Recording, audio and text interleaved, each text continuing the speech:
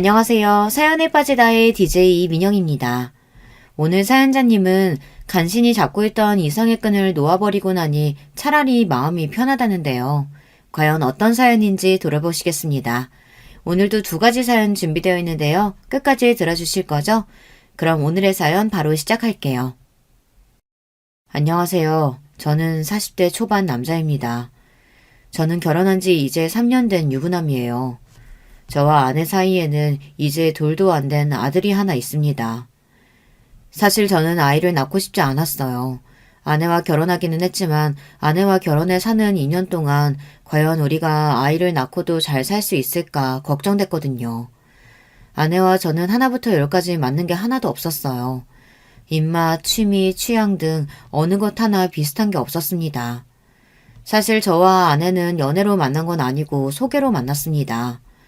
제가 전 여자친구와 헤어진 지 얼마 되지 않아 이별의 아픔에 잠겨 있었는데 대기업에 다니는 사촌형이 본인 직장 동료라면서 소개했어요.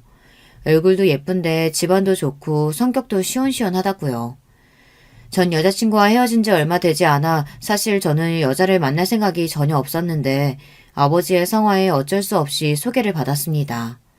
사촌형 회사면 대기업인데 왜 대기업 다니는 여자를 마다하냐면서요.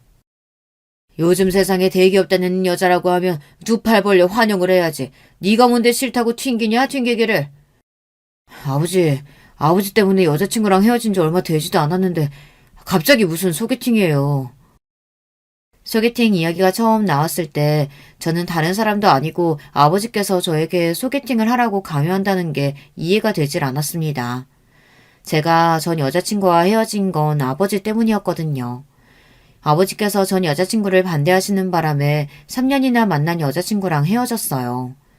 아버지께서 그 여자랑 안 헤어지면 저와 인연을 끊겠다고까지 하셨거든요.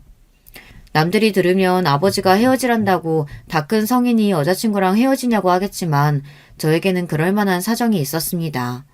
제가 학창시절 사고를 좀 많이 치고 다녔어요. 흔히 말하는 날라리였습니다. 중고등학교 때는 담배를 피우다 선생님에게 걸려서 아버지께서 학교에 불려오시기도 하고 고등학교 때는 애들이랑 싸우고 다녀서 정화까지 맞을 뻔한 적도 있었어요. 그럴 때마다 아버지께서 학교에 불러와서 선생님과 상대방 학생 부모님에게 허리 숙여 사과를 하고 그랬어요. 사춘기 시절에 아버지 마음고생을 많이 시킨 저는 고3이 돼서야 정신을 차렸습니다. 제가 학창시절 그토록 반항했던 이유는 바로 부모님 때문이었어요. 중학교에 들어가기 직전 어머니와 아버지께서 이혼하셨어요. 그런데 아버지는 저에게 어머니와 이혼한 이유조차 설명해주지 않으시고 어머니를 집에서 내쫓으셨습니다. 저는 엄마가 그리울 때마다 아버지를 원망했습니다. 그 일로 아버지와 사이가 벌어져 중고등학교 시절 내내 아버지에게 반항했습니다. 그런데 고3 여름방학 때 아버지께서 장기간 출장을 가시면서 저를 근처에 사시던 할머니와 고모에게 부탁하셨어요. 밥이라도 좀 챙겨주라고요. 저는 고모고 할머니고 다 귀찮아서 집에서 일절 밥을 먹지 않았습니다. 그냥 밤 늦게까지 밖에서 놀다가 밥은 대충 때우고 집에 들어갔어요. 그런데 우리 집에 반찬을 주러 오셨던 할머니와 고모와 주방에서 딱 마주쳤습니다. 고모는 저를 보자마자 지금이 몇 시인데 학생이 이제 집에 들어오냐고 화를 내셨어요. 저는 듣기 싫어서 고모를 무시하고 집 안으로 들어가려는데 할머니께서 제 손을 잡으시며 손에 꼬깃꼬깃한 10,000원짜리를 쥐어줬습니다. 저는 귀찮아서 됐다고 돈을 바닥에 던졌어요. 그러자 화가 난 고모가 제 뒷덜미를 잡았습니다. 그러더니 저에게 버럭 화를 냈습니다. 이 싸가지 없는 자식아! 할머니가 주는 돈을 누가 바닥에 던져? 너는 도대체 언제 철들래? 네 아버지가 혼자 너 키우느라 저렇게 매일 고생하고 다니는데 너는 아버지가 불쌍하지도 않니? 아버지께서는 평생 조경일만 하셨어요. 일이 많을 때는 섬에 몇 달씩 들어가서 일을 하다가 오시기도 하셨죠. 그런데 일이 얼마나 힘든지 몇 달 만에 집에 들어오시면 살이 3-4kg씩은 빠져있다고 했습니다. 고모가 아버지를 걱정하는 거야 이해가 됐지만 저는 한참 아버지를 원망하고 있을 때라 그런 소리가 다 듣고 싶지 않았어요. 그러게 누가 혼자 키우라고 그랬나? 나 키우는 거 힘들면 그냥 엄마한테 보내라고 그래요.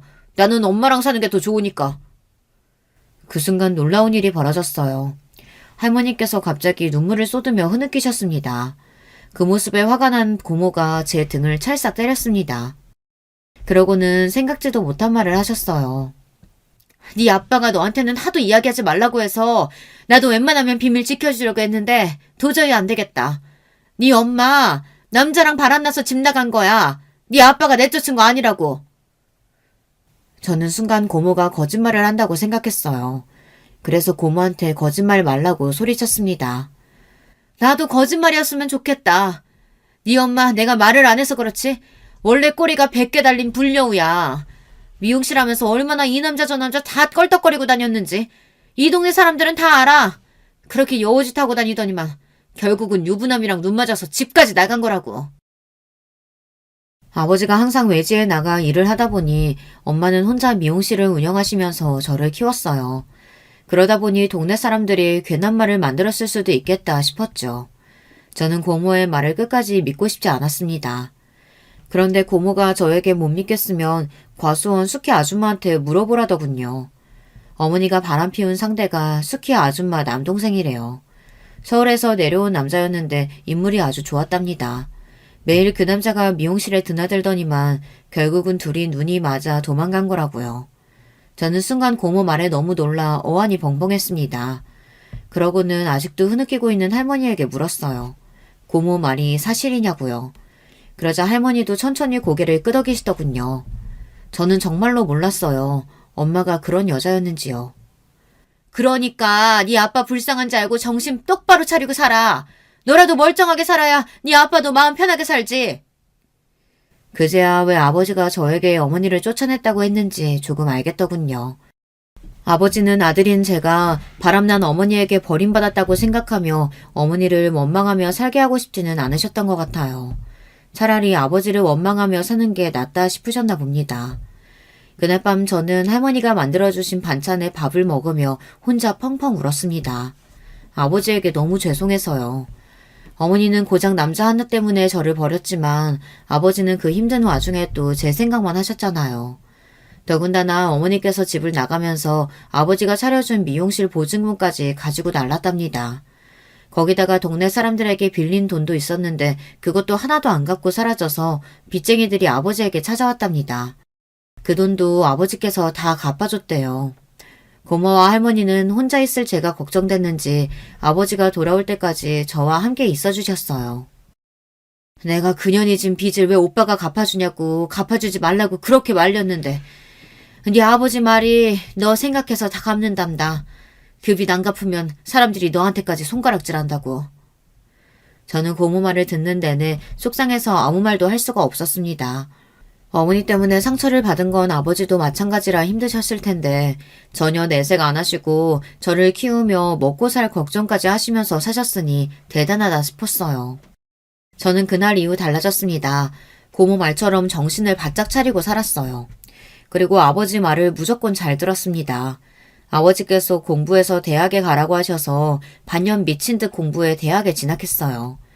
그리고 아버지께서 제가 양복 입고 사무실에 출근하는 일을 했으면 좋겠다고 하셔서 열심히 취업 전선에 뛰어들어 대기업은 아니지만 그래도 중소기업에 입사했습니다. 저는 학창시절 내내 아버지 속을 썩인 걸 사죄드리는 마음으로 항상 아버지의 말이 옳다고 생각하며 살았어요. 하지만 아버지께서 제 연애와 결혼에까지 간섭하시는데 그건 많이 힘들었습니다. 제가 직장 생활을 하며 3년이나 사귄 여자친구가 있었는데 그 여자친구가 미용실에서 일하는 미용사라는 이유만으로 헤어지라고 하셨어요. 너는 네 엄마가 나한테 어떻게 했는지 뻔히 다 알면서 미용사를 만나고 싶어? 나는 다른 건 다 괜찮아도 절대 미용실에서 일하는 애는 우리 집 며느리로 안 돼. 내 눈에 흙이 들어가도 절대 안 돼. 아빠, 그런 억지가 어딨어요. 수진이는 엄마랑 달라. 우리 수진이가 얼마나 착하고 마음씨가 고운데. 제발 한 번만 우리 수진이 만나보고 허락을 하든 안 하든 하세요. 제가 억지로라도 여자친구를 보여주고 싶어 집에도 몇 번 데리고 갔는데 아버지는 여자친구를 쳐다보지도 않았어요. 여자친구가 아버지와 가까워지고 싶어서 선물도 사서 집에 놀러오고 맛있는 음식을 만들어 오기도 했는데 아버지는 끝까지 저와의 교제를 허락하지 않았습니다. 아버지는 제 여자친구의 모든 게 다 마음에 안 든답니다.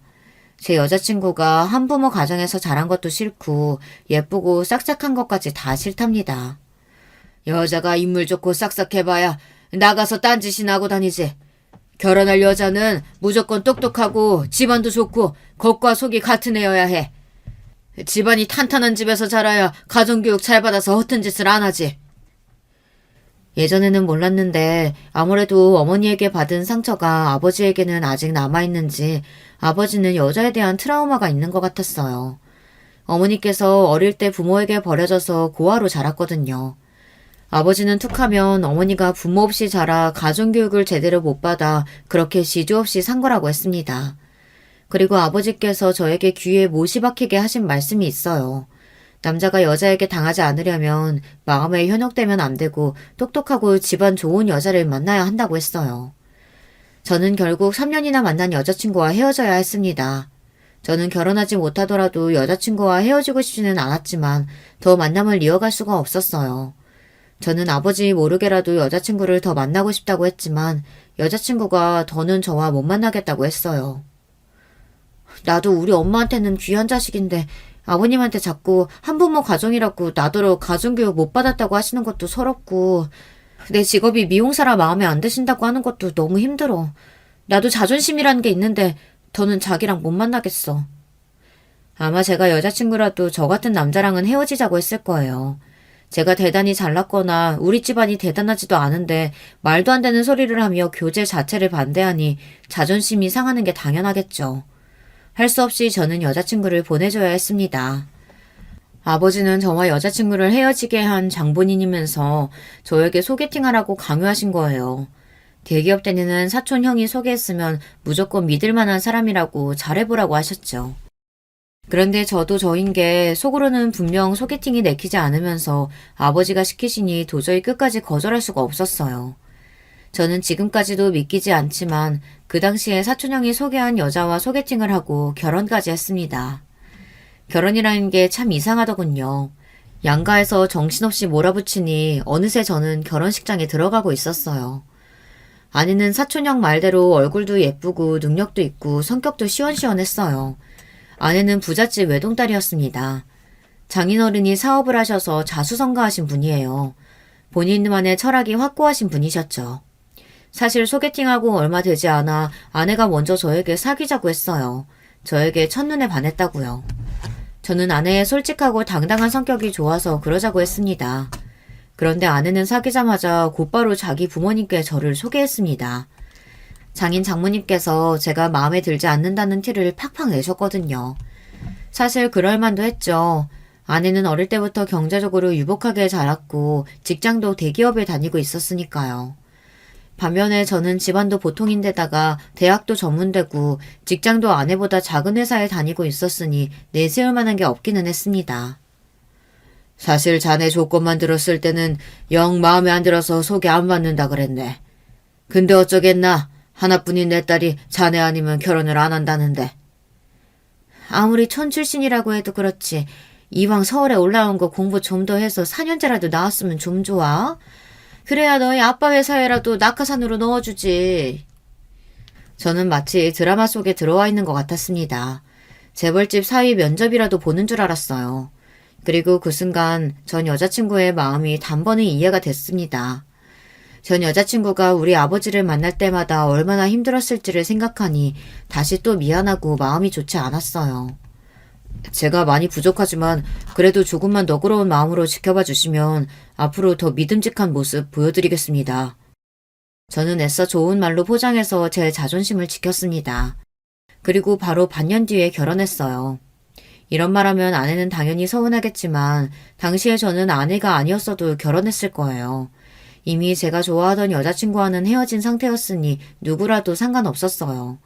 더군다나 아버지가 나이가 찼으니 좋은 여자 있을 때 빨리 결혼하라고 하셨거든요. 저는 어쩌면 차라리 잘 됐는지도 모르겠다 생각했습니다. 아버지께서 마음에 들어 하시는 여자와 결혼해 살면 평생 아버지와 싸울 일은 없겠다 싶었거든요. 그런데 살다 보니 제가 얼마나 바보 같은 결정을 한 건지 뼈저리게 느꼈습니다. 조건이 좋고 타이밍이 맞는다고 해서 결혼 생활이 행복한 건 아니더라고요. 아내와 결혼한 이후 제 인생은 180도 달라졌습니다. 아내는 제 모든 게 좋다며 결혼하자고 조르더니 막상 결혼하고 나서는 저를 둘러싼 모든 걸 다 싫어하기 시작했어요. 한 번은 이런 적이 있었습니다. 제가 회사에 일이 많아서 야근을 자주 했어요. 저는 아내도 일하는 사람이니 당연히 야근이나 회식 같은 건 이해해 줄 줄 알았습니다. 그런데 아내는 말도 안 되는 거를 가지고 꼬투리를 잡고 사람을 피곤하게 했어요. 거기다가 제가 본인이 다니는 회사보다 작은 회사에 다닌다고 대놓고 무시했습니다. 코딱지만한 회사가 월급도 쥐꼬리만큼 주면서 사람을 왜 그렇게 부려대는 건데? 회식할 돈 있으면 월급이나 올려주지. 쓸데없이 왜 자꾸 술을 먹여? 이래서 우리나라에서 무조건 대기업에 다녀야 되는 거라니까. 처음엔 저도 그러려니 했어요. 원래 아내가 말을 거침없이 하기도 하고 아내도 제가 힘들어 보이니 걱정돼서 하는 농담이라고 생각했거든요. 그런데 시간이 지날수록 아내가 저를 무시한다는 게 느껴졌습니다. 한 번은 장인어른 칠순 때였는데 하필이면 그때 제가 회사에서 중요한 프로젝트를 맡게 돼서 지방에 출장 갈 일이 있었어요. 저는 회사 일이니 어쩔 수 없이 장인어른 칠순에는 못 갈 것 같다고 말했습니다. 저도 당연히 아내와 장인어른에게 죄송했죠. 그래서 출장 가기 전에 미리 들려 식사 대접도 하고 선물도 할 생각이었습니다. 그런데 아내는 말도 안 되는 소리를 했어요. 자기, 그냥 회사 그만두면 안 돼? 대단한 회사도 아닌데 가족 행사도 참석 못하게 하는 회사를 뭐하러 다녀? 저는 순간 제 두 귀를 의심했습니다. 정말 아내가 진심으로 하는 말이 맞나 싶어서요. 저는 당연히 농담으로 하는 말이겠거니 하고 넘겼습니다. 그런데 아내의 말은 농담이 아니더군요.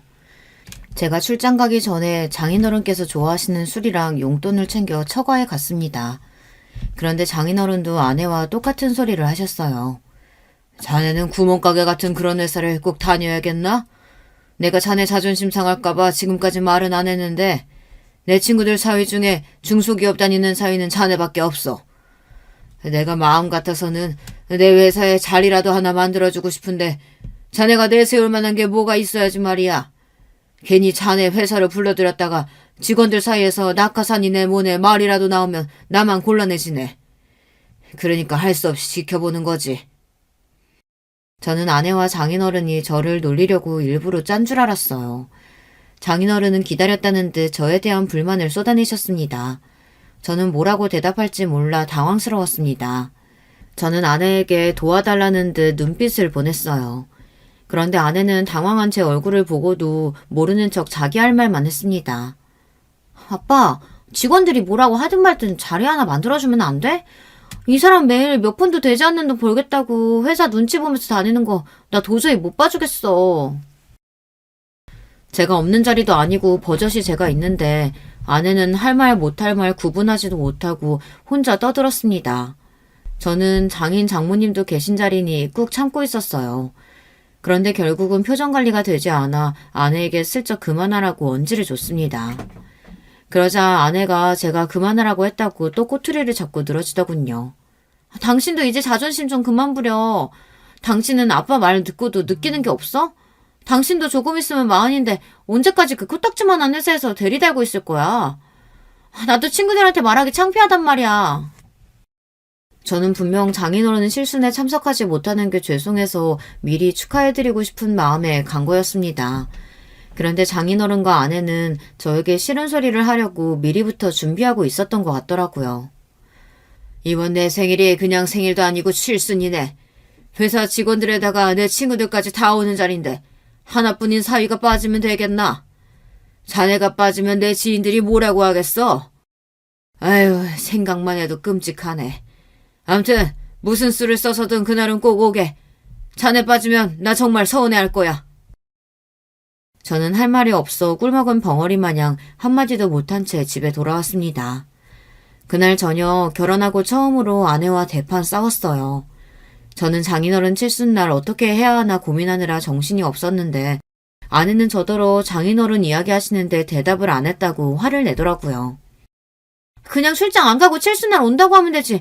당신은 그게 뭐가 어렵다고 말을 하네? 회사 일인데 빠지는 게 어떻게 쉬울 수가 있어. 나라고 장인어른한테 그런 소리까지 들어가면서 칠순 생일에 빠지고 싶겠어? 그럼 그냥 다른 사람 보내고 안 가면 되지. 무슨 걱정이야. 누가 보면 아주 나란 일이라도 하는 줄 알겠네. 아내는 제 마음도 모르고 제가 유난을 떠는 것처럼 말했습니다.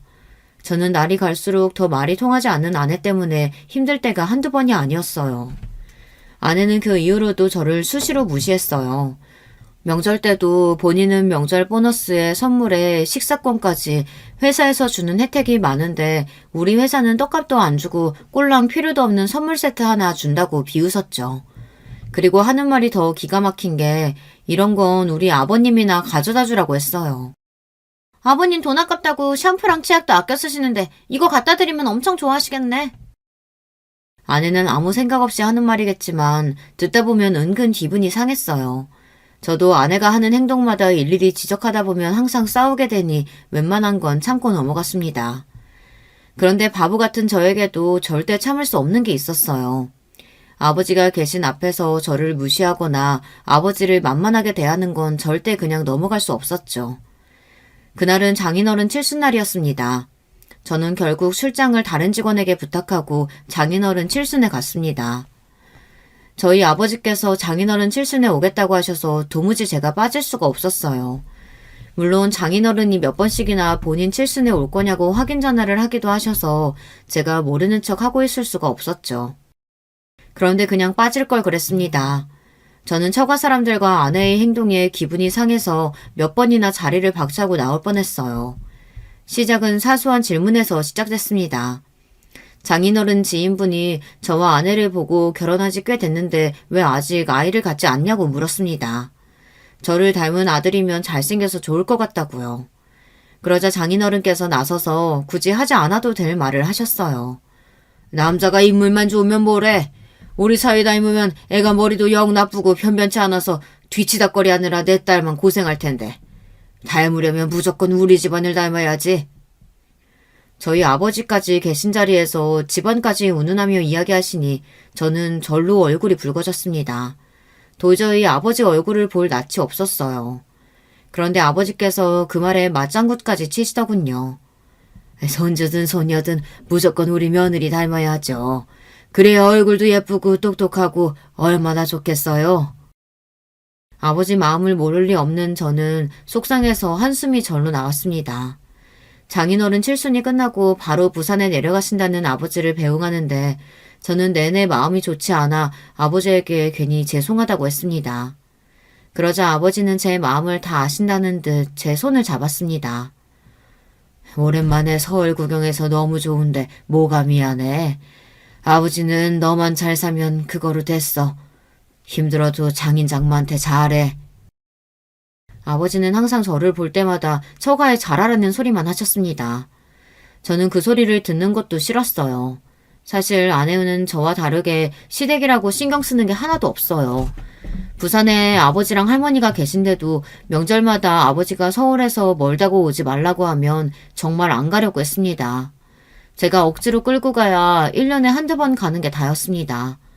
더군다나 한 번은 아내가 친구랑 통화하는 소리를 들었는데 그 내용이 기가 막히더라고요. 아, 너 명절 때마다 시댁 가느라 너무 힘들겠다. 난 우리 시어머니가 진작 바람나서 도망가는 바람에 시어머니가 안 계시잖아. 시아버지도 내 눈치 보느라 오라고도 안 하니까 너무 좋아. 아내도 별 생각 없이 친구랑 하는 이야기겠지만 저는 슬슬 아내의 그 생각 없이 하는 말에 지쳐갔습니다. 30도 훌쩍 넘은 여자가 어쩜 저렇게 생각 없이 말을 하는지 모르겠어요. 그러던 중 믿을 수 없는 일이 벌어졌습니다. 저희 아버지께서 갑작스럽게 사고를 당하셨어요. 명절을 얼마 남기지 않고 급하게 끝내야 할 일이 있어서 아버지께서 무리해서 일하시다가 사다리에서 떨어지셨나 보더군요. 머리를 심하게 다쳐서 큰 병원으로 갔는데 바로 수술을 해야 한다고 해서 급하게 머리 수술을 하셨더라고요. 저는 고모에게 연락을 받고 놀라 바로 부산으로 내려갔습니다. 그런데 병원에서 수술 경과가 좋지 않다고 마음의 준비를 하라고 했어요.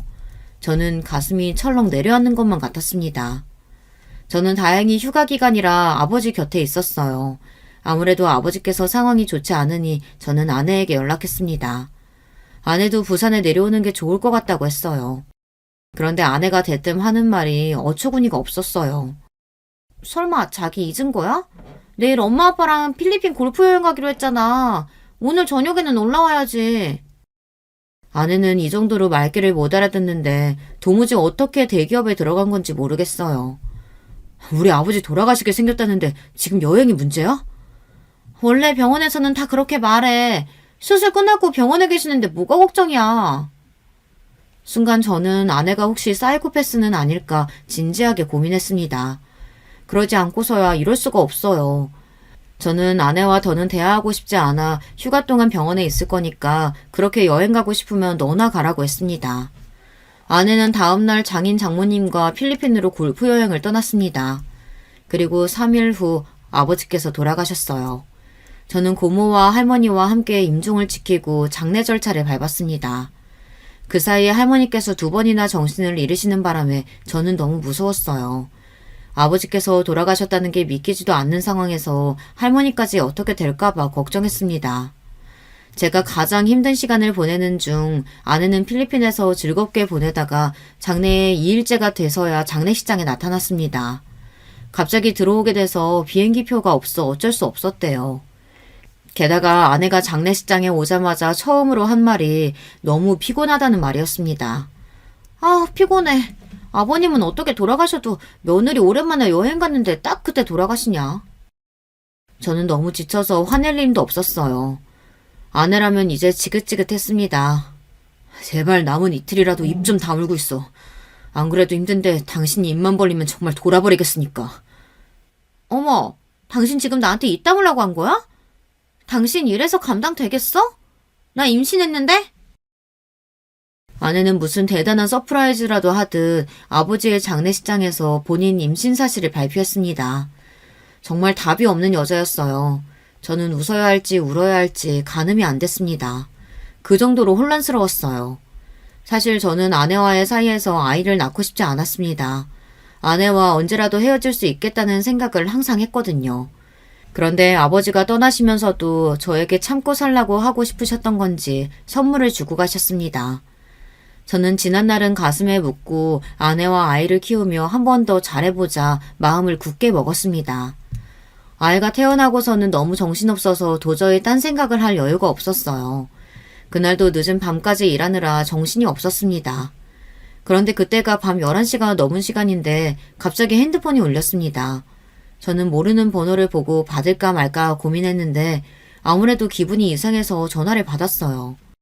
그런데 전화를 받자마자 들리는 목소리에 저는 놀라 입을 틀어막았습니다. 여보세요. 여기 동부경찰서인데요. 오순호 씨 되시죠? 여기 지금 이금영 할머니가 길을 잃었다고 접수가 돼서 연락드렸어요. 지금 바로 경찰서로 오실 수 있죠? 순간 저는 너무 놀라서 말문이 턱하고 막혔습니다. 서울에서 기차로도 4시간을 넘게 걸리는 시골에 계신 할머니가 이 늦은 시간에 어떻게 서울 경찰서에 계신가 해서요. 네? 정말 저희 할머니 맞으세요? 저희 할머니는 부산에 계시는데요. 네, 부산에서 오신 오금영 할머니 맞아요. 신정동 대형 아파트 사시죠? 거기 손주 만나러 왔다가 집에 아무도 없어서 몇 시간을 혼자 여기저기 헤매셨나 봐요. 그러다가 길을 잃어서 놀이터에 앉아 계신 걸 우리 파출소 경찰들이 모시고 왔어요. 집에 아무도 없었다고요? 그럴 리가 없는데. 제 아내가 아이가 어려서 집에 같이 있거든요. 저는 너무 당황하고 놀라서 핸드폰을 든 채 횡설수설 했습니다. 요즘 젊은 며느리들 시골에서 올라온 시어머니 귀찮다고 문 안 열어줘서 그냥 내려가는 분들 원래 많아요. 아무튼 할머니 짐도 많으시고 많이 피곤해 하시니까 빨리 와서 모시고 가세요. 경찰관은 원래 이런 일이 많다고 별일 아니라는 듯 이야기했지만 저는 도무지 이 상황이 믿기지 않았습니다. 저는 곧바로 일을 마치고 전화가 걸려온 파출소로 향했습니다. 파출소로 가는 길에 아내에게 전화했어요. 혹시나 하는 마음에 할머니가 집에 왔었다는데 오늘 외출했었느냐고 물었어요. 그러자 아내가 너무 당당하게 하는 말이 기가 막혔습니다. 아니, 내가 나가긴 어딜 나가. 애 보느라 힘들어 죽겠는데. 당신 할머니가 연락도 안 하고 집에 왔길래 귀찮아서 그냥 집에 없는 척했어. 순간 저는 제 2귀를 의심했습니다. 경찰관 말이 사실이었어요. 정말 제 아내가 할머니 오신 걸 보고도 없는 척 문을 열어주지 않은 거예요. 저는 너무 화가 나서 도무지 참을 수가 없었습니다. 당신 제정신이야? 우리 할머니 부산에서부터 혼자 집까지 혼자 기차 타고 버스 타고 5시간을 올라온 거야. 그런데 어떻게 연락 좀 안 하고 왔다고 문도 안 열어줄 수가 있어?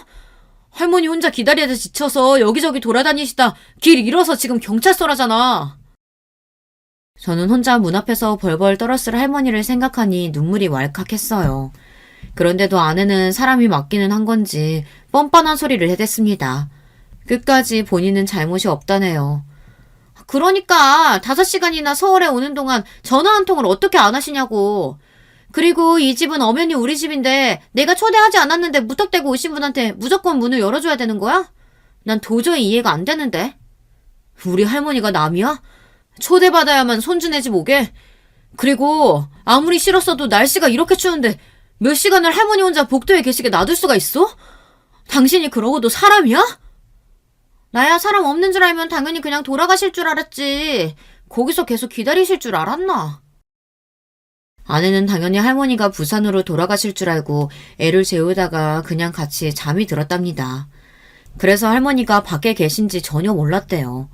아내가 아무리 개념 없고 자기밖에 모르는 여자라고 해도 나이도 먹을 대로 먹은 성인인데다가 자기 배 아파 자식도 낳은 부모이니 도리는 아는 사람이라고 생각했습니다. 그런데 제가 너무 많은 걸 바랬나 봐요. 아내는 기본이 아니라 아예 사람으로서 도리를 저버린 인간이었습니다. 87세 연세에 부산에서 혼자 서울까지 올라오신 할머니를 집에 있으면서도 문을 안 열어주고 몇 시간을 모르는 척 했답니다. 더군다나 그리고 본인은 잠까지 잤대요. 저는 온몸에 소름이 돋았습니다. 제가 어쩌다 이런 악마 같은 여자와 결혼하게 됐는지 후회가 됐어요. 지금 경찰서로 가고 있으니까 할머니 모시고 집으로 갈 거야. 그러니까 지금 당장 할머니 드실 거랑 주무실 방 준비해. 저는 마지막 인내심을 간신히 붙잡으며 아내에게 이야기했습니다. 그런데 아내는 아직도 정신이 없었어요. 할머니를 왜 우리 집에 데리고 와? 그냥 근처 모텔방 잡아드리면 되지. 순간 간신히 붙잡고 있던 제 이성은 파사삭 끊어지고 말았습니다. 이제 더는 참을 수 없었어요. 모텔? 너 정말 최악이구나. 저는 이대로 아내와 계속 이야기하다간 저까지 미쳐버릴 것 같아 전화를 끊어버렸습니다. 저는 경찰서에 도착하자마자 할머니의 상태부터 확인했습니다. 1월 이 추운 날씨에 몇 시간을 헤매고 다니셨으니 감기라도 걸리셨을까 봐서요. 연신 괜찮냐고 묻는 저에게 할머니는 아무렇지 않다고 하시며 웃으셨어요. 그 모습을 보는데 가슴이 아파 할머니를 똑바로 바라볼 수조차 없었습니다. 그리고 얼마 전 새해가 되자마자 시골에 계신 할머니께서 저에게 전화하셨던 게 기억이 났어요. 증손주가 보고 싶다고 언제 올 거냐고 물으셨죠. 그때도 마음 같아서는 당장 쉬는 날 아들을 데리고 부산에 내려가겠다고 하고 싶었지만 아이가 아직 어르니 명절에나 한번 내려가겠다고 하곤 전화를 끊었습니다. 아무래도 아기가 태어난 지 100일이 다 됐는데 증손주를 못 보신 게 마음에 걸려서 혼자 기차를 타고 올라오신 것 같았어요. 사실 그날도 진작 서울에 온다고 저에게 말씀하셨으면 제가 기차역으로 모시러 갔을 텐데 할머니께서 제가 신경 쓰는 게 싫으셨는지 연락도 안 하고 오신 것 같아요. 밖에서 얼마나 헤매셨는지 아직도 차가운 할머니의 손을 잡고 경찰서를 나오는데 저는 다시 한번 놀라고 말았습니다. 할머니의 짐 가방이 너무 무거워서요. 할머니 어디 이민이라도 가? 무슨 가방이 이렇게 무거워? 누가 보면 벽돌 들고 온 줄 알겠다. 저는 놀랐을 할머니의 긴장을 풀어드리기 위해 농담조로 이야기했는데 할머니는 마음이 쓰였는지 제가 든 가방을 뺏으려고 했어요. 아이고 내가 주책이지. 우리 손주 힘들게 이런 거 괜히 가지고 와서는. 안 되겠다. 이거 집에 가지고 가봐야 다 짐인데 우리 그냥 다 버리고 가자. 할머니는 제가 진짜로 가방이 무겁다고 한 줄 아는지 가방 지퍼를 열어 안에 있는 것들을 다 버리려고 했어요. 저는 놀라서 할머니의 손을 잡고 농담한 거라고 했습니다. 그리고 차 가지고 와서 무거워도 된다고요. 그런데도 할머니는 자꾸만 가방 안에 짐을 버리겠다고 우겼어요. 그 순간 할머니의 짐 가방을 열었는데 저는 순간 눈물이 울컥했습니다.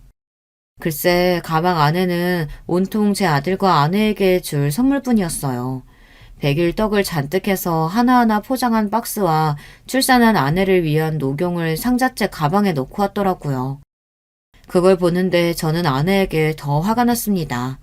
이 정도로 본인을 걱정하고 생각해서 온 할머니를 어떻게 그렇게 매몰차게 쫓아낼 수가 있는 건지 도무지 이해해보려고 해도 이해할 수가 없었어요. 저는 그 순간 오만 가지 생각이 들었습니다. 진심으로 아내한테 정이 뚝 떨어졌어요. 저희 아버지가 돌아가실 때 아내가 했던 말이나 행동도 아직도 마음에 남아있는데 할머니에게까지 이러는 모습을 보니 제가 과연 아내와 살 수 있을까 싶더라고요.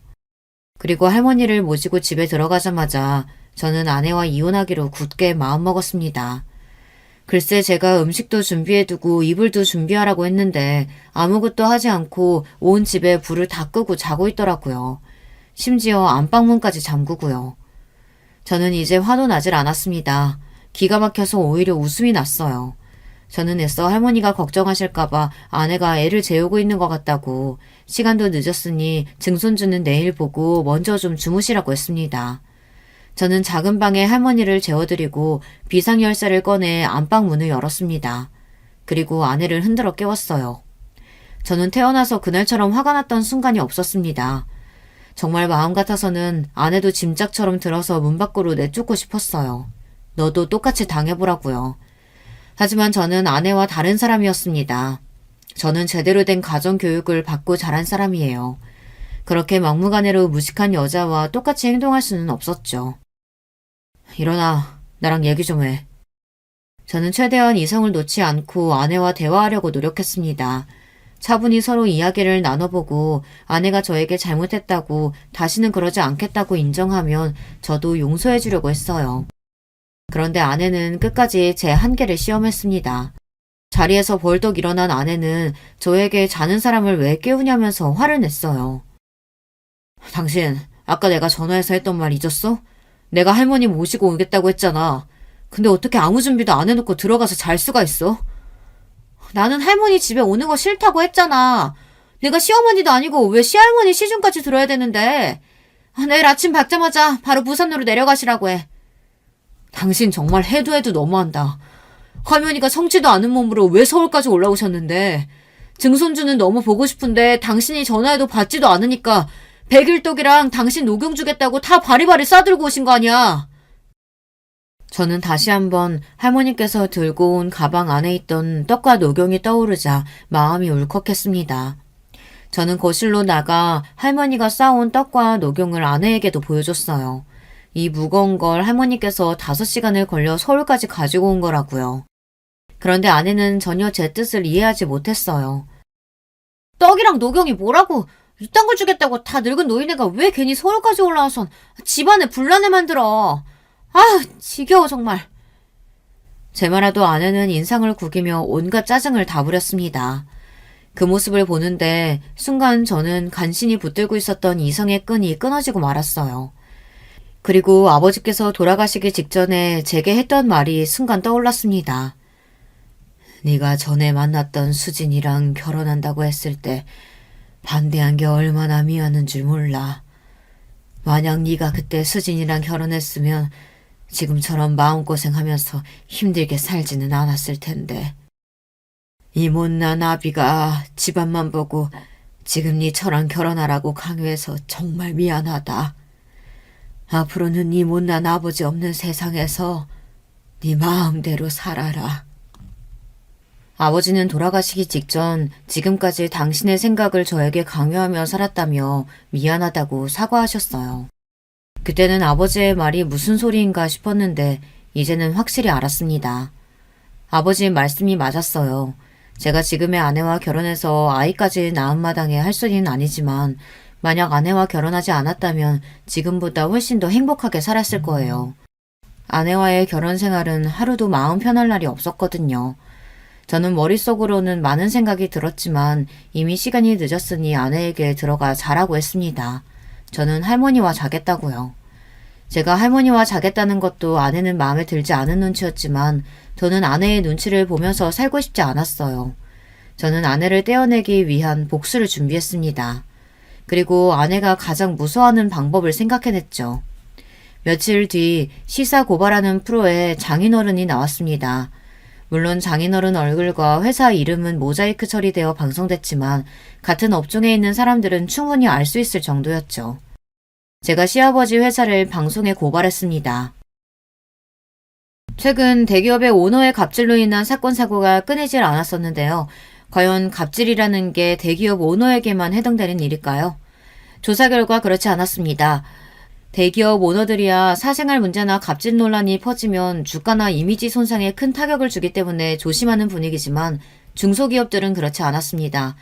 아직도 회사 내에 갑질이나 불평등 계약이 존재하고 있었습니다. 저는 방송에 제보할 때 장인어른의 회사를 꼭 중소기업이라고 명시해달라고 했습니다. 장인어른이 운영하시는 회사가 결코 작은 구멍가게는 아니지만 그렇다고 대기업도 아니에요. 제가 근무하는 회사와 규모가 크게 차이나지 않았습니다. 오히려 업계에서는 제가 근무하는 회사가 더 위상이 높아요. 그런데도 장인어른은 제가 다니는 회사는 본인이 모르는 분야면서도 항상 제가 다니는 회사를 무시하면서 깎아내렸어요. 그리고 평소 제가 장인어른을 모시면서 알게 된 회사 내에 문제들이 있었는데요. 당한 사람들이 고소까지 할 정도로 큰 사건은 아니었지만 당한 사람들에게는 꽤 억울할 만한 일들이었죠. 아내나 장인어른은 부끄러운 줄도 모르고 그런 이야기들을 저에게 하고는 했어요. 이래서 사람은 열심히 공부해서 좋은 직장에 다녀야 하는 거라니까. 자기들이 다 능력이 없으니까 이런 억울한 일 당하는 거 아니야? 나는 머리 나빠서 코딱지만한 회사 다니면서 자기 회사는 육아휴직 없다고 징징거리는 애들이 제일 싫더라. 그러게 지들도 공부 좀 해서 진작 대기업까지. 반면 저는 장인어른과 아내의 이야기를 들을 때마다 속이 답답하고 제가 다 그 사람들한테 미안했어요. 그래서 며칠 전부터 장인어른에게 사람을 붙여 영상을 찍게 해 고발할 증거를 확보했습니다. 장인어른네 회사는 다른 중소기업보다 계약직 수가 많아요. 더군다나 계약직까지도 인턴 기간을 줘서 3개월이나 부려먹고 중간에 자르는 경우도 허다했습니다. 거기다가 5년 넘게 다닌 직원을 임신했다는 이유만으로 계약직으로 전환해 스스로 회사를 그만두게 한 사례도 있었습니다. 그리고 장인어른이 본인의 지위를 이용해서 거래처나 직원들에게 갑질을 한 내용은 셀 수도 없이 많았어요. 그 내용을 아주 일목요연하게 정리해서 저는 방송국에 제보했습니다. 제 생각대로 방송의 여파는 컸어요. 20분 간신히 나온 방송 이후 방송에 나온 내용 말고도 본인이 피해자라며 장인어른 회사에서 당한 불이익을 고발하는 댓글이 방송국 홈페이지에 빗발쳤습니다. 그래서 장인어른네 회사 고발 내용을 후속 방송까지 내보내겠다고 방송국에서 홍보했어요. 그날 이후 아내와 장인어른은 난리가 났습니다. 도대체 누가 이런 제보를 했는지 알아내느라 정신이 없었죠. 저는 그 사이 아내와의 이혼을 준비했습니다. 그리고 때가 됐어요. 장인어른께서 운영하시는 회사의 물건들이 모두 다 보이콧을 당하고 순식간에 반품량이 쏟아졌어요. 장인어른네 회사의 매출은 반토막이 났습니다. 거기다가 회사에서는 대표가 잘못한 일로 손해를 봤으니 책임지라는 여론이 생기기 시작했습니다. 장인어른은 꼼짝없이 대표 자리에서 물러나게 됐죠. 저는 아내와 장인어른이 제일 힘든 일을 겪는 순간 아내에게 이혼을 건넸습니다. 그러자 아내는 노발대발 난리가 났어요. 당신 제정신이야? 우리 집 망하게 생겼다고 지금 발 빼는 거야? 내가 당신 같은 사람인 줄 알아? 난 당신네 집 망하기 전부터 당신한테 정 떨어져서 이혼하겠다고 한 사람이야. 아무리 그래도 그렇지. 지금 우리 집이 얼마나 힘든 줄 알면서 나한테 꼭 이래야겠어? 아내는 자기가 요즘 너무 힘들다며 이러지 말라고 울먹였습니다. 저는 그런 아내가 가소로웠습니다. 자식까지 낳고 산 아내인데도 우는 모습이 하나도 안쓰럽지 않았어요. 그 순간 저는 알았습니다. 정말 아내와는 끝이라는 걸요. 저는 마지막으로 정말 하고 싶었던 복수를 했습니다. 우리 아버지 돌아가셨을 때 당신 나한테 어떻게 했는지 잊었어? 우리 아버지 병원에서 오늘 내일 하시는데 당신이랑 당신 부모 나더러 동남아 골프 여행 안 따라갔다고 난리쳤잖아. 그래서 당신은 우리 아버지 돌아가시고도 이틀이나 지나서 장례식장에 나타났고 당신 아버지는 고작 그 코딱지만한 중소기업 망하는 건데 나더러 뭘 어쩌라고 이래. 나는 당신 아버지 회사 일에는 관심도 없으니까 당장 이혼 서류에 사인이나 해. 저는 그동안 참아왔던 말을 폭풍처럼 쏟아냈습니다. 저는 묵은 체증이 날아가듯 속이 후련해졌어요. 아내는 마치 발작이라도 난 사람처럼 몸을 떨며 제게 달려들려고 했지만 저는 무시했어요.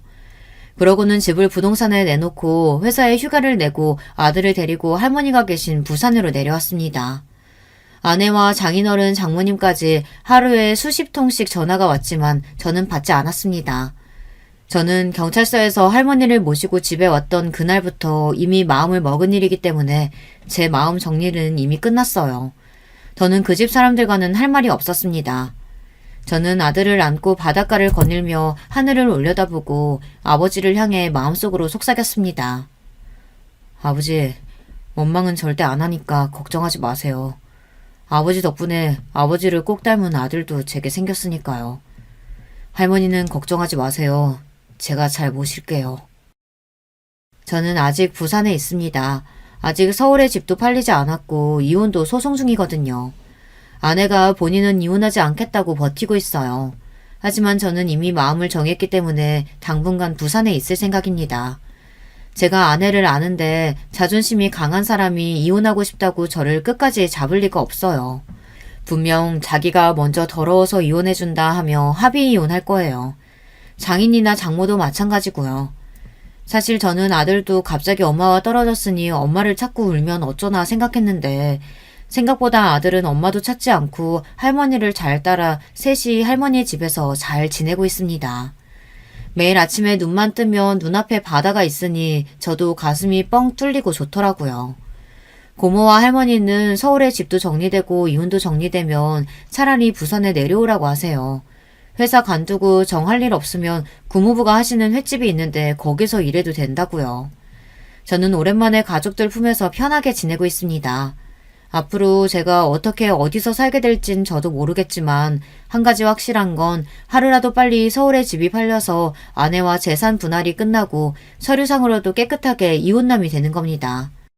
이혼 확정이 되는 순간 저는 하늘을 날듯 몸이 가벼워질 것 같아요. 앞으로 아내가 얼마나 더 버틸지는 모르겠지만 저는 끝까지 할 겁니다. 꼭 이혼할 거예요.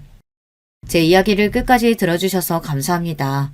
저와 아들 두 남자의 앞날을 응원하는 댓글 많이 부탁드리겠습니다. 여러분에게도 항상 기분 좋은 일만 가득하시길 바랄게요. 여러분, 두 번째 사연 시작하기 전에 좋아요, 구독 꼭 눌러주실 거죠? 그럼 두 번째 사연 바로 시작합니다. 여러분 안녕하세요. 저는 70대 초반 남자입니다. 오늘은 특별한 날이라 조용히 생각을 해봤어요. 그런데 제가 살았던 인생을 되돌아보니 참 파란만장했다고 느껴지더라고요. 얼마 전에 믿기 힘든 일이 일어나기도 했습니다. 그래서 용기 내어 사연을 제보하게 됐어요. 때로는 현실이 더 영화보다 드라마보다 더 대단하잖아요. 저한테도 그런 일이 일어났습니다. 사실 어렸을 때는 저한테 이런 일이 일어날지 전혀 몰랐어요. 다들 어렸을 때는 꿈과 희망으로 가득 찬 생활을 하지 않습니까? 저는 전혀 아니었습니다. 오히려 어렸을 때가 인생에서 제일 힘든 시기였어요. 왜냐하면 어린 시절을 내내 보육원에서 보냈거든요. 저는 부모님이 누군지 얼굴도 모르고 살았습니다. 이름도 모르고 나이도 모르고 그냥 보육원 원장이 지어준 이름과 생일을 가지고 있어요. 생일도 제가 태어난 정확한 날짜가 아니고 원장이 저를 문 앞에서 주운 날이 제 생일입니다. 제가 70대니까 그 시절에는 워낙 고아가 많았어요. 저처럼 아예 부모를 모르고 살지 않더라도 시대가 시대니까 부모와 생이별한 사람도 아주 많았습니다. 이상가족도 많았고요. 그래서 그때는 보육원에 저 같은 아이들이 되게 많았죠. 아이들은 많은데 먹을 것은 부족하니 항상 배가 고팠어요. 넉넉하게 배불리 먹는다는 느낌이 무엇인지도 모르고 살았습니다. 밥이 없어 감자나 고구마로 끼니를 대신하는 것은 일상이었죠. 먹는 것만 부족한 것이 아니고 입는 것도 부족해서 매일 같은 옷만 입기도 했습니다. 그래도 학교 가기 전에는 아무것도 모르는 나이고 보육원 안에서만 생활해서 괜찮았어요. 문제는 국민학교에 입학하고 난 뒤였습니다. 저는 보육원 아이들이 주로 가던 학교가 아니고 옆 학교로 진학하게 됐어요. 인원이 많아 그랬다고 하던데 차라리 같은 보육원 친구들이 있었으면 그래도 제가 버틸 수 있었을 거라 생각이 들어요. 학교에 갔더니 그 학교는 그래도 부모가 있는 친구들이 대부분이었습니다. 거기서 저는 완전한 이방인이었어요. 먹을 게 부족해서 항상 배고픈 상태라고 했잖아요. 그래서 저는 또래에 비해 덩치가 비교될 정도로 작았습니다. 부모도 없는데 키도 작고 보잘것없으니 얼마나 놀림의 대상이었겠어요. 그중 저를 많이 괴롭힌 친구가 있었는데 이름은 박종섭이었습니다. 아직도 그 이름이 기억나고 제 인생에서 뺄 수 없는 이름이에요. 종섭이는 저와 달리 유독 덩치가 큰 친구였습니다. 아버지가 우리 마을에 땅을 많이 가지고 있었어요. 돈이 많아서 다들 가난하게 살던 시절에 유독 부유하게 살았던 친구였습니다. 다들 배고픈 시기라 종섭이에게 달라붙어 콩고물이라도 떨어질까 기대하곤 했었죠. 오늘 우리 집에 놀 사람. 아버지가 반 친구들 데려오라고 하셨는데 우리 집 가면 맛있는 거 많아. 종섭아, 나도 너희 집 놀러 가도 돼? 어릴 때는 힘없고 약한 친구들을 괴롭히곤 하잖아요. 그 대상은 저였습니다. 부모도 없이 매일 똑같은 옷을 입고 다니니 얼마나 만만했겠습니까? 종섭이는 제가 만만했는지 저만 보면 시비를 많이 걸었어요. 야, 넌 엄마 아빠도 없지? 그지야! 원래 성격 자체가 낯가리고 조용한 편이고 또 보육원에서 자라면서 눈치를 많이 봐서 저는 어릴 때는 매우 소심한 성격이었습니다. 그래서 그렇게 종섭이가 저를 괴롭혀도 제대로 뭐라 하지도 못했어요. 그런 저를 반에서 유일하게 도와준 친구가 있었는데 순애라는 친구였습니다. 순애는 아버지가 없었는데 그래서 그런가 부모가 없다고 놀림을 받는 저를 많이 두둔해 주었어요. 야, 너네 그만 놀려. 부모 없는 게 어때서? 나도 아빠 없어. 옆 동네는 부모 없는 사람 많다더라. 아무 말도 못하고 고개만 숙이고 있는 저를 순애는 나서서 막아줬어요. 저야 당연히 그런 순애가 고마웠습니다. 당당하게 자기도 아빠가 없다고 소리치던 순애가 오히려 대단해 보였어요. 한 가지 나쁜 점이 있다면 종섭이가 순애를 좋아했다는 점입니다. 종섭이는 안 그래도 저를 놀리기 바쁜 친구였는데 자기가 좋아하던 순애가 저를 두둔하니 노골적으로 괴롭혔어요.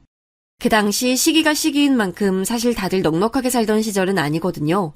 지금이야 다들 어느 정도 사니까 문제가 없지만 그때는 다 같이 가난하던 시절이었습니다. 만약 여러분 중 저와 나이가 비슷하신 분들은 다 이해하실 거예요. 아무튼 그런데 그래도 제가 나온 학교는 다 부모는 있더라고요. 부모 없는 서러움을 저는 만 10세가 되기 전부터 알게 됐습니다. 여자애인 순애가 저를 막아주는 것도 당연히 한계가 있었죠. 그래서 꾹 참다가 정도가 심해진 어느 날 종섭이와 대놓고 교실에서 싸우게 됐습니다. 그런데 그러지 말아야 했어요. 종섭이와 싸움은 사실 체급 차이가 너무 커서 싸운 게 아니고 제가 일방적으로 당했다고 해야 하는 게 맞습니다. 어릴 때는 또 유난히 제가 몸이 약했기 때문에 종섭이는 겨우 얼굴에 상처 하나가 났을 뿐이었죠. 반면 저는 말 그대로 온몸이 상처였어요. 그렇게 교실을 뒹굴던 우리의 싸움이 어느 정도 정리되고 선생님은 종섭이 아버지와 우리 보육원 원장님을 학교로 부르셨어요. 4대 독자 우리 아들을 네가 뭔데 감히 때려? 너 뭐야? 부모도 없는 게 어디서 우리 아들한테 손을 대? 우리 아들 잘생긴 얼굴에 이게 뭐야? 아니 원장님, 보육원 애들 관리 이 정도밖에 안 되는 거예요? 진짜 너무 실망이에요. 이런 식이면 저희가 지원 더 못해드려요. 너무 실망이에요. 죄송합니다. 뭐하고 있어? 빨리 죄송하다고 해. 죄송합니다. 다시는 종섭이 안 때릴게요. 종섭이 부모님은 저를 보고 굉장히 많이 비난하셨어요. 그게 지금 거의 60년이 지났는데도 아주 생생하게 기억이 날 정도랍니다.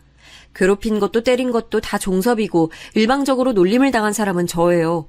그런데 모든 어른은 종섭이를 감쌌습니다. 담임 선생님도 물론 종섭이 편이었고 제가 지내던 보육원 원장님도 대놓고 저한테 사과하라고 강요하셨어요. 이 사건 이후로 저는 더 사람을 믿지 못하게 됐습니다. 유일하게 저에게 손을 내민 순애에 대한 애정만 깊어지는 계기가 됐어요. 원장님은 보육원에 와서도 저한테 제정신이냐고 화를 크게 내셨습니다. 알고 봤더니 종섭이네가 잘 살았다고 했잖아요. 그래서 보육원에 지원해주고 있었더라고요. 원장님은 저 때문에 보육원 지원이 끊길까봐 두려웠던 거예요. 그래서 저 이후에는 보육원에서도 저는 눈엣가시가 됐습니다. 서러움을 느낄 새도 없었어요. 학교에서도 보육원에서도 소외당하던 저를 유일하게 챙겨준 어른은 바로 순애 어머니였습니다. 어머 정수야 괜찮니? 연고라도 바르자. 이리 와. 다음날 순애가 저를 이끌고 간 곳은 바로 자기 집이었어요. 순애도 결코 잘 사는 집은 아니었습니다. 하지만 제 눈에는 보육원보다 훨씬 좋아 보였어요. 그날이 제가 순애 어머니를 처음 본 날이었습니다. 처음 봤는데도 어찌나 살갑게 맞아주던지 몰라요. 이미 순애에게 얘기를 많이 들었다고 어머님은 제 이름을 부르며 친절하게 대해주셨어요. 원장님도 그리고 선생님도 모른 척하고 오히려 뭐라 했던 제 상처들을 순애 어머니는 정성껏 돌봐주셨습니다. 그리고 보육원에서 단체 생활을 하느라 제대로 씻지도 못했던 저를 화장실에서 씻게 해주셨어요. 항상 배고픈 상태로 있었던 저에게 밥을 차려주셨는데 아직도 그 맛이 기억이 날 정도로 맛있었습니다. 밥다운 밥을 먹어봤던 게 그날이 처음 같아요. 그렇게 저는 순애와 순애 어머니에게 정서적으로 많이 의지하게 됐습니다. 학교에서 그리고 보육원에서 제대로 된 애정을 받지도 못했으니까요. 그나마 다행인 것은 바로 제가 그렇게 종섭이와 다투고 난 이후에 다른 애들은 저를 건들지 않았다는 사실이었습니다. 어쨌든 제가 건들면 가만히 있지 않다는 사실을 보여준 것이었으니까요. 국민학교를 지나 어느새 중학교까지 갔는데 저는 중학교도 졸업하지 못했습니다. 왜냐하면 보육원 원장이 자기 마음대로 중학교 중퇴를 시켰거든요. 보육원은 성인이 되면 나가야 했기 때문에 어떻게든 저를 이용하려고 했습니다. 그래서 학교에 보내지 않고 보육원 일을 시켰어요. 저는 중학생 때 그래서 보육원에서 어린 친구들을 씻기거나 혹은 청소하고 말 그대로 직원이 하는 일을 하기 시작했습니다. 학교에도 못 갈 정도로 일했으니 당연히 순애를 보는 것도 힘들었어요. 그런 저를 순애가 직접 보러 오기도 했습니다. 정수야, 힘들면 내가 같이 일할게. 나 안 그래도 아이들 좋아하잖아. 아니야, 내가 할 수 있어. 순애 너까지 아니래도 괜찮아. 순애는 심지어 와서 제 일을 같이 도와줬어요. 학교 끝나고 다른 친구들과 놀지도 않고 저한테 와서 같이 이불 빨래하고 장난감 정리를 하곤 했습니다. 그런 순애가 고맙기도 하고 미안하기도 했어요. 몇 년의 시간이 흘러 드디어 저도 성인이 되어 보육원에서 나오게 됐습니다. 사실 우리 보육원에서는 성인이 되면 마을에 있는 공장에서 일하곤 했어요. 하지만 저는 그러지 못했습니다. 왜냐하면 그 공장은 바로 종섭이 아버지가 하던 공장이었거든요. 제가 중학교 중퇴를 하면서 저는 종섭이와 있었던 갈등이 점차 사라졌습니다. 일하느라 힘들기도 했고 시간이 많이 지나기도 했으니까요. 그런데 종섭이와 종섭이 부모님은 아니었나 봅니다. 갈 곳이 없던 제가 공장에서 일하려고 찾아갔더니 종섭이 아버지는 저를 단번에 알아보셨어요. 우리 아들 때린 놈이 어딜 여길 와? 우리 아들이 어떤 자식인 줄 알아? 너 같은 고아는 전혀 모르겠지만 우리 아들은 4대 독자라고. 저를 과연 기억할까 싶었는데 당연히 기억하더라고요. 그 공장이 유일하게 지역에서 숙식도 되는 곳이고 큰 곳이라 일자리를 구하기 좋았거든요. 아쉽지만 저는 거기서 평생 일할 수 없게 된 것이었습니다. 그런데 문제는 그게 아니었어요. 공장에서 일하지 못해도 다른 곳에서 일할 수 있잖아요. 당장 보육원에서 나왔으니 갈 곳도 없던 저는 눈에 보이는 모든 가게를 들어갔습니다. 보육원 출신이라는 것을 말하며 일자리를 구했어요. 처음엔 몇 가게에서 받아줬습니다. 심부름하고 잡일을 하는 대신 돈을 조금씩 받았어요. 그런데 며칠이 지나면 사장님들이 그만 일하라고 하더라고요. 무슨 일이냐고 물어도 대답을 제대로 해주지 않았습니다. 그때 순애 어머님이 저에게 귀띔을 해주셨어요. 아무래도 박 사장 눈에 네가 단단히 거슬렸나 보다, 정수야. 그래도 기죽지 마. 저러다 말겠지라고 생각해. 그래야 네가 편해. 순애 어머니가 말씀해 주신 대로 종섭이 부모님은 제가 마음에 들지 않으셨나 봐요. 물론 종섭이도 그렇고요. 그래서 아무리 가게에서 정식으로 일하려고 해도 자꾸 해방을 놨습니다. 돈이 없어서 겨우 구한 돈으로 여관에서 지내곤 했어요. 그러다 나중엔 진짜 한 푼도 있지 않아 길거리에 나앉게 될 정도였습니다. 그런 저를 구제해 준 것은 또 순애와 순애 어머니였어요. 둘이 자기에도 협소한 집이었고 제가 남자라서 성별이 달라 곤란했을 텐데 저에게 구원의 손길을 보내주셨습니다. 죄송스러운 마음과 고마운 마음을 가지고 현관문 바로 앞에서 잠들었던 기억이 나네요. 정수야, 기죽지 마. 우리 엄마가 부모 없는 건 죄가 아니라고 하셨어. 그리고 언제든지 우리 집에 와서 자도 돼. 고마워. 그리고 그 뒤로는 제가 남자니까 힘이 필요한 곳에 적극적으로 나섰습니다. 순애 집 주변 이웃들 집에 가서 수리하거나 밭일을 돕곤 했죠. 이 집 저 집 돌아다니며 밭일을 했으니 잡을 수가 없었죠. 다행히 보육원에서 눈칫밥을 많이 먹어 넉살 하나는 좋았기 때문에 적극적으로 나설 수가 있었어요. 그러면서 이웃들과 안면도 트고 정도 들곤 했어요. 가게는 종섭이 부모님의 영향력이 미칠 수밖에 없어도 이런 주민들은 아랑곳하지 않았습니다. 일적으로 엮일 일이 없으니까요. 그렇게 저는 하루 벌어 하루 먹곤 살았어요. 순애는 그때 고등학교를 상고를 나왔습니다. 지역에서 꽤 유명한 여자 고등학교였는데 거길 우수한 성적으로 졸업했죠. 그리고 바로 읍내에 있던 은행에 취업했습니다. 워낙 예쁘고 성격도 싹싹해서 주민들이 많이 좋아했어요. 특히 순애가 아버지 없이 엄마랑만 살았잖아요. 그래서 유독 아주머니들에게 잘했어요. 어머니가 생각난다고 더 친근하게 대하곤 했습니다. 그러니 당연히 주민들은 순애를 많이 예뻐했어요. 저는 일거리가 없으면 순애 집에서 집안일을 하곤 했습니다. 얹혀 사니까 그게 당연하다고 생각했죠. 굉장히 자연스럽게 어느새 저는 순애 집에서 같이 생활하고 있었거든요. 순애 어머니도 저를 아들로 생각하는 모양이었습니다. 이웃들도 정식으로 순애와 제가 결혼식을 올리지도 않았는데 이미 저를 순애 남편으로 생각했죠. 마누라는 어디 두고 혼자 장모님 모시고 왔어? 아유, 어르신, 저희 결혼 안 했어요. 아직 안 한 거지. 결국은 하겠다는 거네. 아유, 웃겨. 사위 하나 잘 뒀네. 하도 순애와 제가 붙어 다니고 어머니를 모시고 병원에도 다니고 하니까 주민들도 우리를 부부라고 생각했습니다. 연민과 동정으로 시작된 관계가 어느새 의지의 대상이 됐던 거죠. 이런 우리를 아니 곱게 본 사람은 유일하게 종섭이와 종섭이 부모님이었습니다. 특히 종섭이가 어릴 때부터 순애를 좋아한다는 사실은 순애도 저도 다 알고 있었거든요. 어린 마음에 저를 유난히 많이 괴롭혔던 이유도 제가 보육원 출신이라는 것과 더불어 순애가 유독 저를 감쌌기 때문이었죠. 종섭이는 성인이 되고 계속 마을에 떠나지 않고 있었어요. 야, 니네 보기 좋다. 좋냐? 가난한 애들끼리 붙어 다니니까 좋아? 짝도 없이 혼자 사는 너보단 낫지 않겠니? 그리고 전 그런 종섭이를 무시했고요. 저는 내심 대학을 가거나 서울로 상경하길 바랐는데 전혀 그러지 않더라고요. 대신 마을에 남아 은행을 제 집 드나들듯 드나들었습니다. 공장 일로 왔다며 은행에 가면 은행장이 버선발로 마중 나왔거든요. 그런데 순애는 그렇게 종섭이가 자기를 보러 와도 눈길 하나 주지 않았습니다. 물론 사무적으로 반드시 해야 할 일은 했어요. 다만 사적으로 종섭이가 말을 걸면 아예 대답도 하지 않았죠. 심지어 종섭이는 무슨 자신감인지 순애에게 사귀자고 고백까지 했습니다. 당연히 순애는 거절했어요. 순애가 가장 싫어하던 것이 남을 무시하고 깔보는 거였거든요. 그런 짓을 너무나도 많이 했던 종섭이가 눈에 좋게 보일 리가 없었던 거죠. 그런 순애를 종섭이는 자기를 좋게 보일 생각은 전혀 하지 않았어요. 오히려 질투심과 열등감에 휩싸였습니다. 특히 고백하고 차인 후로는 더 심해졌죠. 아니, 은행장님, 직원 교육 이런 식으로 시킬 거예요? 나 이러면 이 은행 안 와요. 아유, 죄송합니다. 아이고, 순애 씨 왜 이래? 빨리 사과드려.